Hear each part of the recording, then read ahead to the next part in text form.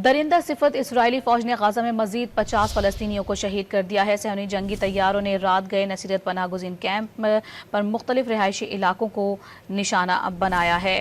शुमाली गजा पर ताज़ा हमलों में 5 फलस्तीनी जान से गए। नसीरत कैंप में भी 4 फलस्तीनियों ने जाम शहादत नोश किया।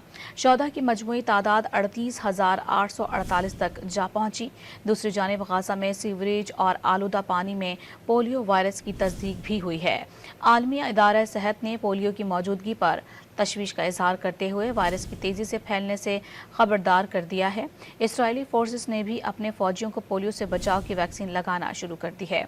उधर जनूबी गाजा में सेहत का निज़ाम मुकम्मल तबाही के दहाने के करीब पहुंच गया।